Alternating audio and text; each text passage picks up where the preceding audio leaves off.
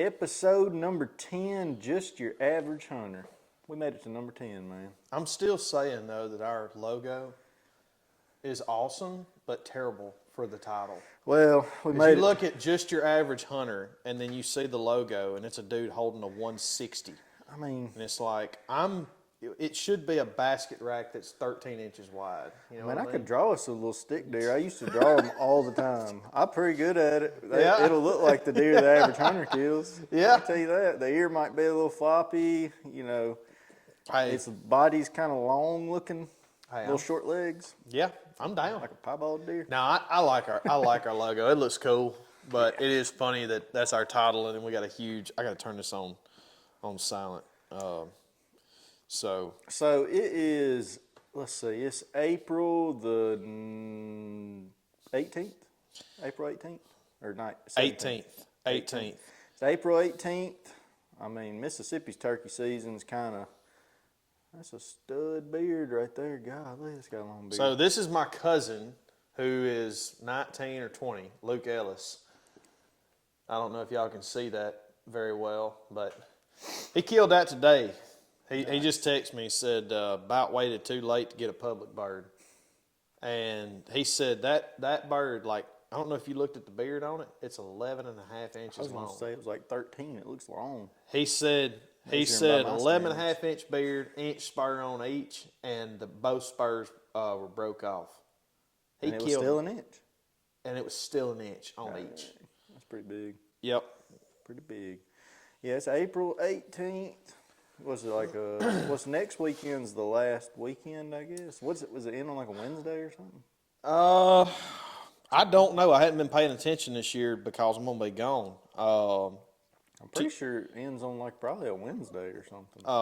The season ends on a Tuesday, April the 30th. I think it's April the 30th this year. So what? Oh my gosh, we're not gonna sing on this thing. We can't sing. All right. All right, well. But no, so we don't even have 2 weeks left.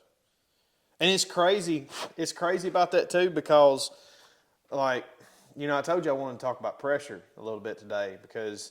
Every time you say that, I just want that pressure. Where is that? What's that from? I don't know. Good Lord. Anyway, I want to talk about pressure a little bit because I've been hunting just mainly public here, and I've had a problem in the last 3 weeks, mainly like 2.5 weeks of hearing birds gobble, and I heard one today. Don't sound like a problem to me. Well, that's what I haven't heard them. I haven't heard them. Yeah, Okay. and so I get out there today. I slept in this morning, and I get out there today at 10 o'clock. And at 10:15, I'm walking, getting close to the spot that I want to start calling, and some crows start going off, and a bird gobbled, and I'm like, heck yeah! It's April the 18th. Like, I killed my first bird April the 18th in 2018 at 3:30, and I'm like, hey, it's 10:15. He's gobbling. I'm gonna kill him. So he gobbled. The crows were going off in the bottom. He gobbled 3 times. And on that 3rd time, I finally got to a tree that I wanted to sit at. And right before I sat down, I called. Mm-hmm. I let out like a 5 cadence yelp. Didn't say anything. I'm like, all right. Did the same thing again. Nothing. Clucked a little bit, cut a little bit, yelped. Nothing. I didn't call to him again. But here's the crazy part. The crows over the next 45 minutes kept going off. And those loud woodpeckers that we got, they kept going. The woods was so loud. I mean, it was begging for a turkey to gobble. And he didn't say another word. He's coming. And, well, generally you would think that when you call and a bird doesn't call back after he's already gobbled, he's coming. But see, he wasn't gobbling at me. He was gobbling at those crows. Yeah. So what I was thinking was that if I hadn't have called and those crows would have kept crowing, mm-hmm. he would have kept gobbling. But as soon as he heard me call, He's like, He "That's shut that- up. That's that daggum redneck. That's that over there. dadgum redneck over there. He done been out here every daggum week. Yeah. I ain't coming. Yeah, and what's crazy is that I went to the location where I pinned him about 300 yards from me, and in that area, I was walking out today, and I went by it, and there were his tracks. There were a couple of different gobbler tracks in there, a couple of sets of them, and there were hen tracks all around it. So, He'd hand up. I mean, normally this time of the year, this time of the season, at 10 o'clock, hens are on the nest. Gobblers are by themselves. Normally. Now, it's not every single flock, every single bird, but, you know, I don't know if they're laying late this year or what, but as far as pressure, though, there's no doubt in my mind that was an educated bird, because when I called, he didn't make another noise. And then those, like I said, those crows and woodpeckers, they kept on and kept on and kept on, didn't make another word and didn't make another sound. And I made probably a mile-long loop in that bottom. And I don't walk and call a bunch. When I'm in an open bottom, I'll walk about 500-600 yards and call every 500 or 600. But I walked about 1,000 today in a straight line through the bottom, and I found an area that I had some tracks, and I sat down for an hour and a half, and I called. In that hour and a half, I called 3 times, once every literally 30 minutes. And right when I got up, I called just to see if anything would sound off. Nothing. Got back to that spot to where I eventually saw his tracks, and their tracks caught nothing. And I know there were birds in the area. I know there were birds within a 500-600 yard, radius of me. Yeah. They're all over that bottom. But that doggone pressure, man. I mean, pressure. Pressure it gets to them. Oh, yeah. That's just, any kind of hunting, the pressure's just, that's probably like the number one reason you seeing or not seeing deer. Pressure. Yeah. Yeah. It's like the difference in public and private is that, I got a buddy, they were talking about how this week they went, and he said, I kid you not. He said, I guarantee you we heard from daylight to 10 o'clock, we had to have heard 1,000 gobbles. Yeah. He said it was insane. And he said the guy that was hunting with him, Jody, I got to meet at the cook-off, he's a veteran turkey hunter, killed a ton of birds all over the country, like really good turkey hunter. And he told Mark, he said, I've never in my life heard this many birds. And it was on private, and yeah. I think it all revolves around pressure. Oh, yeah. Deer, turkey, moose, whatever. It's the same way on private if you don't do it right. You go hunt every day or every week. Like, let's say, 3 years ago when I killed that buck up there, nobody had been on the place at all. His dad was hunting Midwest and going up to Illinois and stuff, and Missouri or wherever he was going, or Kentucky. And he went up there and was hunting. So I got there from St. Louis on November the 18th. Nobody been on the place at all. And I go get in the stand. I think I saw 10 does. I saw that buck, another buck. I saw like 12 deer that evening. I killed him that evening, and then there was another buck we had on camera, this piebald deer. I checked this other camera. He was on that food plot the same evening. It was like, I guess it was just one of them evenings. It was like high pressure, cold. They were just moving. He was on that food plot with a doe, and I was like, I'm hunting this spot with my bow. I killed him with my gun. I'm hunting here with my bow, and I'm going to try to kill this buck. I hunted that stand 3 days in a row, morning, evening, morning, evening, morning, evening. And it was like the first day I hunted the food plot, I saw quite a few deer, like a decent like 4 or 5 deer. But even just for me, I think riding the side-by-side and getting that buck knocked it down some. And then by that third day, I think I saw 1 deer. Maybe I might not even seen anything. But then we checked and that's another thing. I checked the cameras when I got there on all the food plots, and there was just bucks chasing does. It was like right during the rut. There were deer everywhere running around. Tons of pictures of deer. Checked it the next 2 or 3 weeks after that, and it was like night and day. It was like they were all moving at night. There wasn't as many deer on camera, and it was from me being there for a week straight just hunting. Yeah. So, I mean, this pressure can ruin a spot fast. I think it was Mark Drury that said on a podcast one time that, or it may have been somebody else, but they were basically saying, you know, what you need to do is you need to find where that deer is, and once you get him located, don't hunt him. Unless it's perfect.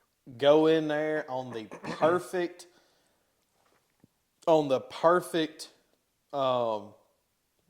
like wind, the perfect setup. Wait until it's perfect, the temperature, the wind, everything, and go hunt him. And he was saying the worst thing you can do is go hunt when you know that there's a mature deer in an area, is go hunt a spot, 4 or 5 times. Oh yeah, you're gonna screw it up. You're gonna screw it up. They're gonna wind you or whatever, and that's probably a big reason why y'all have had a lot of success on y'all's place, because when you do go, you typically, whether it's velvet or sometime in that first 2 weeks of the season, you're gonna kill the biggest buck on the property, and then you don't hunt it until maybe the rut and kill a cull, or if you got another big target buck you go after.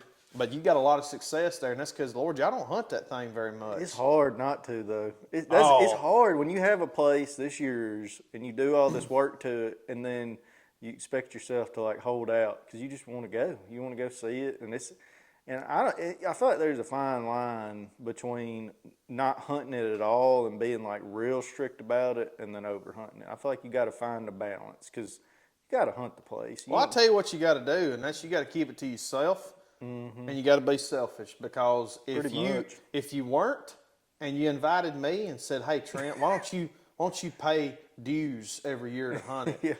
I'd be up there every weekend. The deer that y'all got on that place, man. I mean, it's just like, for me, it'd be so hard for me to be in a club like that, which y'all's is not a club, but say it was. It'd be so hard for me to kill the deer that you killed last year, and to still have those studs walking around.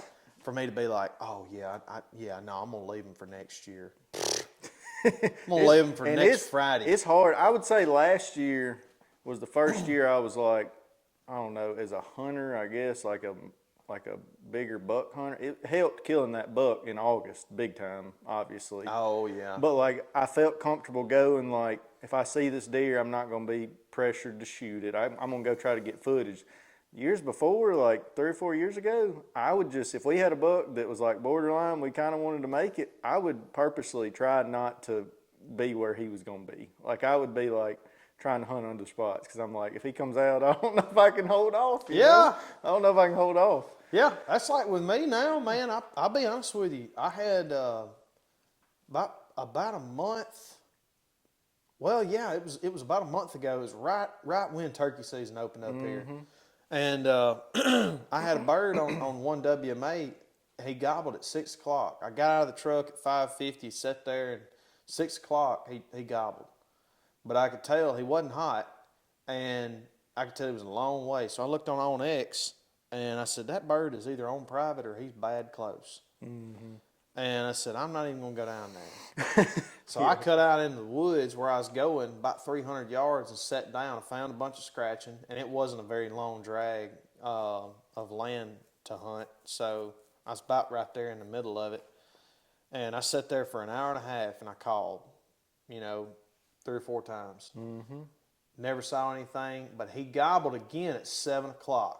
I think I walked in there at like 6:15, and I got out of there at 8 and went to another spot. But he gobbled at 7 o'clock, and he was in that same place. And I know myself well enough to know that if I get down there, if I'm like, I'm just going to get on the edge of private, I'm going to get about 50 yards, 80 yards from that edge, and I'm going to call him over to me.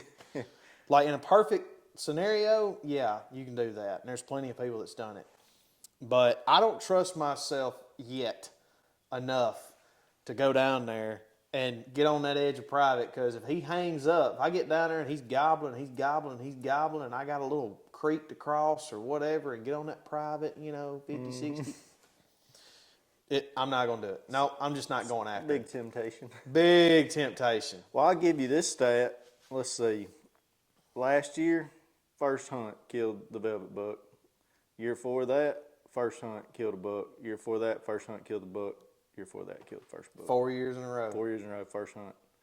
And then after that, the sightings and just like deer I saw it dwindled. Every time I went, it dwindled a little bit more, you know. Were all those opening days? Or? No. I mean, the velvet buck was obviously the velvet hunt, but I waited. I mean, I pretty much got the place figured out to where November 18th through 22nd, if the weather's right, that's when to be there. Have you ever killed a buck on opening day? Have you ever killed a deer on opening day? Yeah, I've killed a doe a couple times probably on opening day. I shot a doe 2020 opening day, and that was the first deer I'd ever shot on opening day. Didn't kill her. Shot her high. Next year I'm gonna go shoot a doe.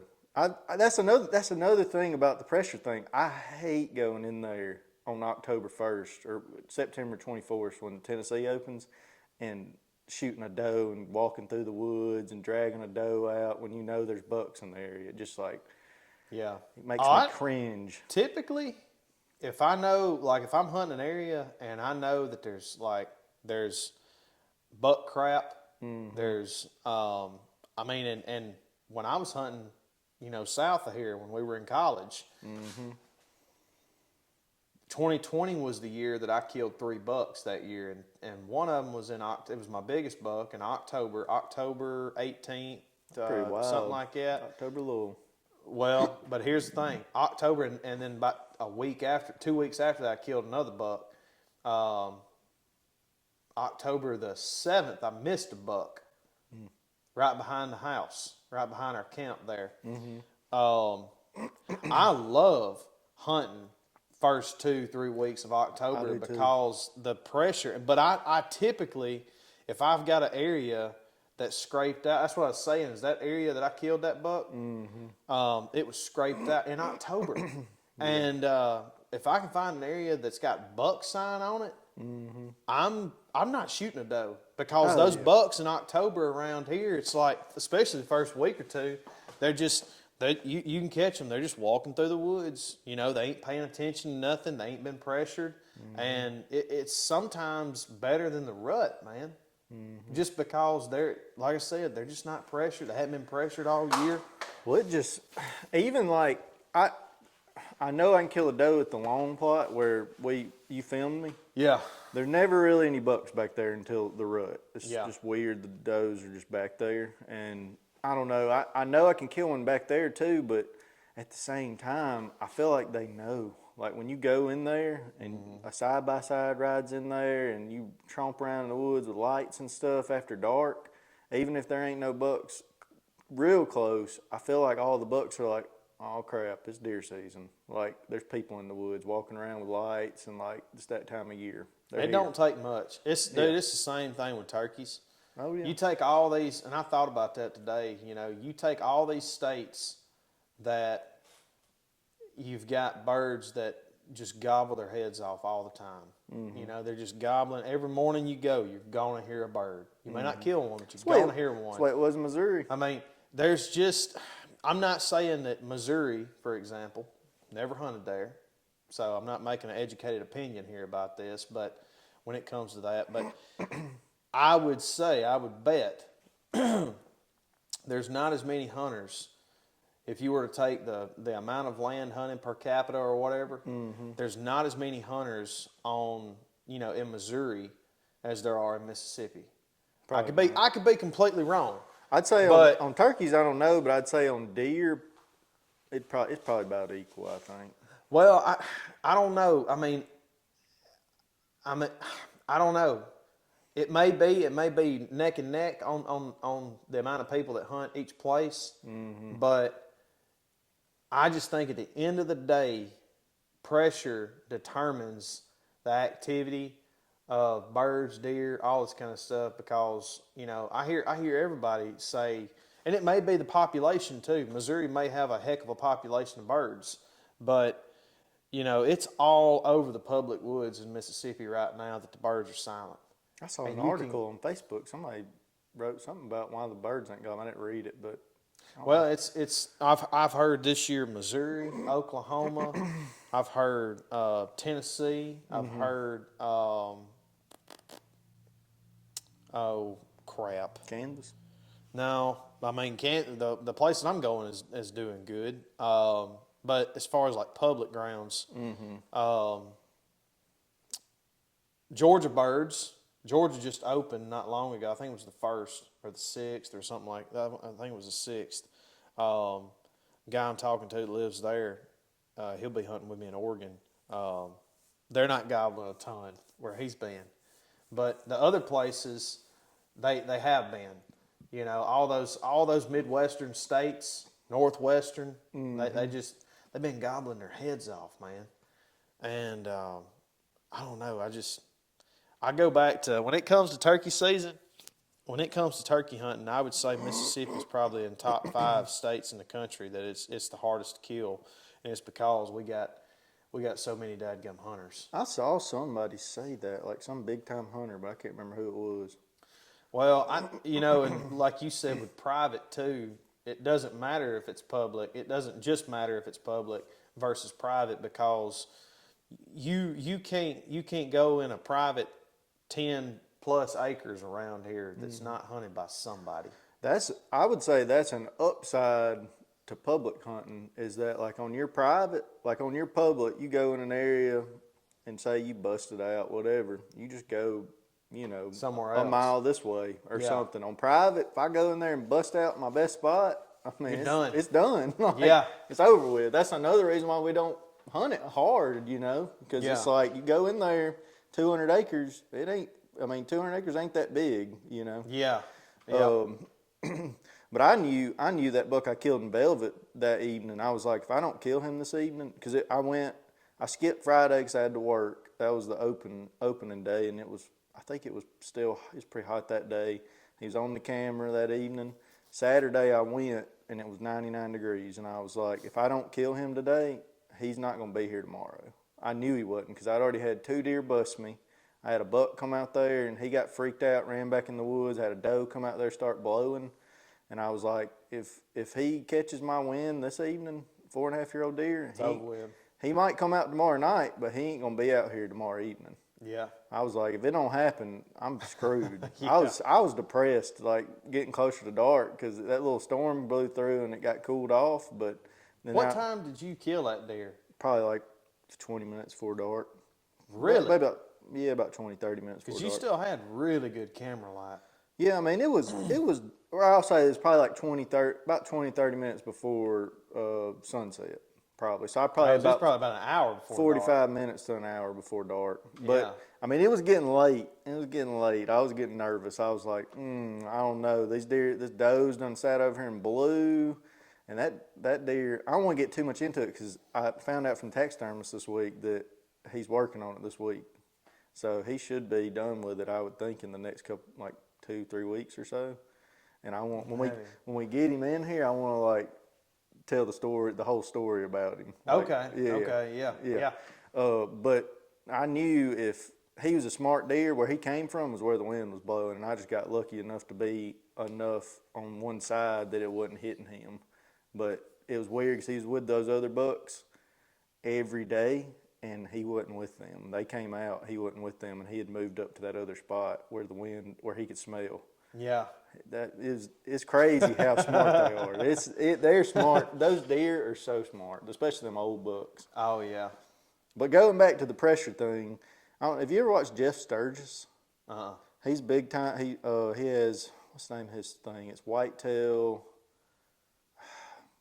Okay. Well, if he's got a channel name something I may have. Dang it! Why can't I remember? I watch him all the time. But Whitetail Adrenaline or something? No. This is like, he's like property management. Like, he goes to people's places and tells them, like, you need to put food plots here, you need to make trails here, this is how you need to access the place, that kind of stuff. I got you. I'll think of it in a little bit. But he's like super smart on all that. And he said, all these people always say, you know, the old saying, can't kill them from the couch. He's like, that's completely false. You can kill them from the couch, because if you're sitting on that couch when it's a bad weather front or something, and then you go when it's a good weather front, you're more likely to kill them. Oh, well, yeah, So okay. he said that's the most false statement ever. He said you can kill them from the couch. You need to sit on the couch if it ain't good. Yeah. Because you're just going in there and hunting, and you might see a couple does, but chances are if the wind's wrong, that buck's sitting over there smelling you. Or he's coming in after the fact. That's another thing a lot of people don't think of. He's coming in there after dark and walking all around, and your scents where you went up the tree, where you walked in, where you walked across the food plot, all your scents there. He knows you've been there. Well, I'm going to play devil's advocate for a second. I agree with what he's saying 100%.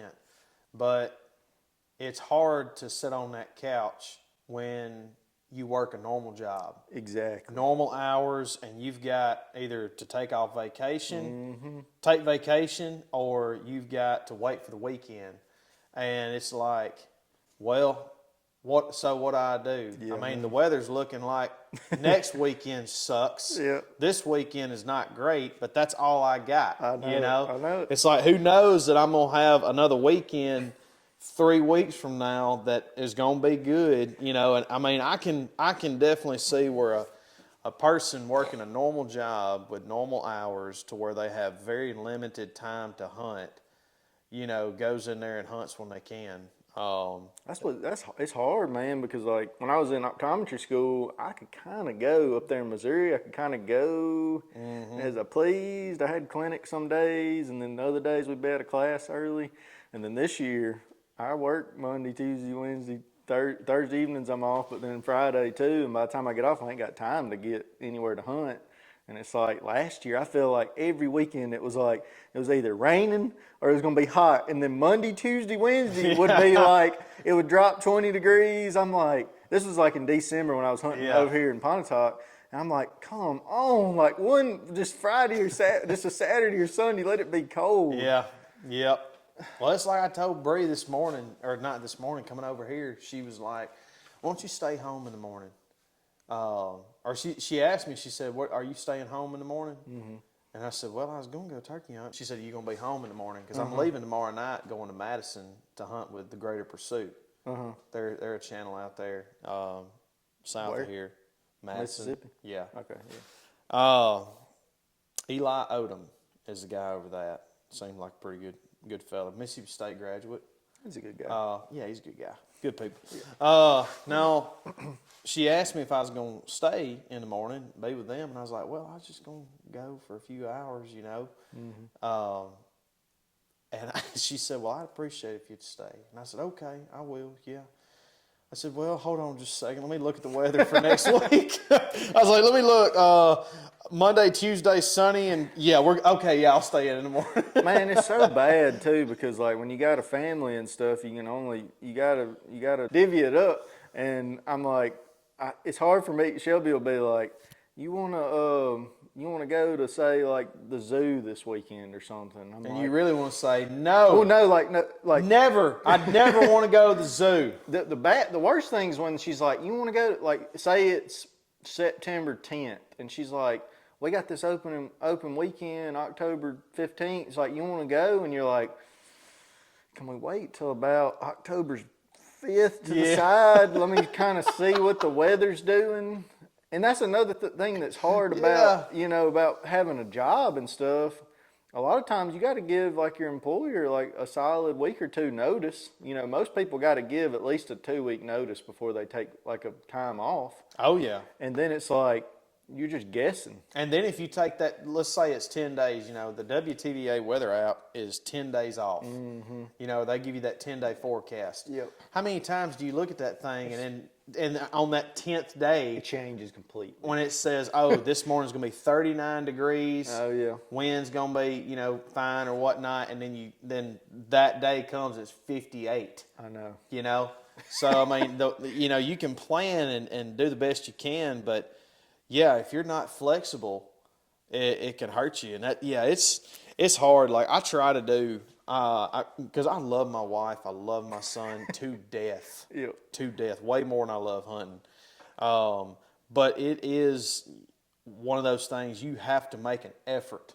Oh, yeah. To be like, all right, I'm a husband first, I'm a daddy second, and then hunting is down here. It's my passion, but it's behind my family. I can't go. Like, there's been days that I have skipped this year, and I've gotten to hunt a lot, which is embarrassing because I've only killed one bird. But I've gotten to hunt a lot thanks to my wife. But there's still been, days throughout the week to where I don't go, and the day's fine, but I don't go because I'm like, all right, I need to be home this morning. Oh, yeah. And at least in the morning time, and then when Arlen takes his nap, around 12, 1 o'clock, I strike out for a few hours. But, it's like you still got to, you can use them brownie points up pretty quick if you ain't careful. Real fast. Really, really fast. Yeah. I mean, it's just, I don't know. You should just quit your job so you can hunt. Everybody quit your job and go hunt. Yeah, You'll be all right. Just go hunt. You'll be all right. You can live off the meat you kill, and that's or right. if you're like us, you probably will starve. And get divorced. Yeah, and get divorced. Yep, that's right. Oh, yeah, man. The pressure thing, it's just, I wish there was a way around it. Yeah, well, it's not. Except if y'all would quit hunting. Yeah, so we just need that'd be everybody to real quit. nice. But hey, let's end it real quick on a phone call. Who you gonna call? I'm gonna call Jeff. Okay. I'm gonna call Jeff Sterner with. He's the owner of Prairie Hill Sporting Club out of Texas, Mahia, Texas. Mahia. He typed in And Mahia. Corey was here, and he was talking about you said you ain't killed nothing, and he said you came down on my head. I thought that's what he said. On my head. On my head, came down on my head and got a couple. And I was like, all right. Yeah.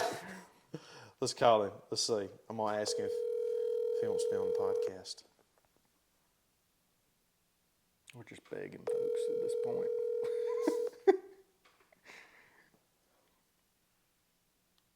You've reached the cell phone of Jeff Sterner. You can leave me a voicemail or send me a text, and I will get back to you as soon as possible. Thank you. So At the professional. tone, please record. All right, he's the out. He's not coming. When you have finished recording, you may hang up or press 1 for more options. Hey Jeff, this is Trent Ellis. I was calling to inquire about the potential of you being on our podcast next week, or the next, or the one after that. Whatever's working best for your schedule. We'd love to have you on talking about Prairie Hill Sporting Club. If you could call me back at, my number. Thank you and have a wonderful day. He'll call me back. So hopefully we get Jeff on here. Jeff is a freaking character, dude. Corey's how I met Jeff, because that's the sporting club that I went to when Corey had me out. Mm-hmm. That's the hunting club that I went to. What about Mark? Is he gonna come eventually, or He will eventually. He had some stuff come up to where he couldn't make it out, because he was gonna come Sunday, because today's Thursday. He was gonna come Sunday night, and me and him was gonna hunt Monday and Tuesday.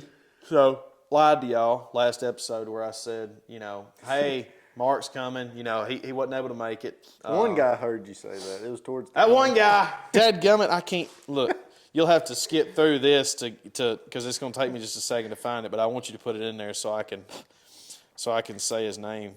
No, for real though, we appreciate y'all watching. Those that do watch, and if you really like the podcast, hit that subscribe button, give us a like. It helps with the good old algorithm. That's right. Hey, R.J. Chapman.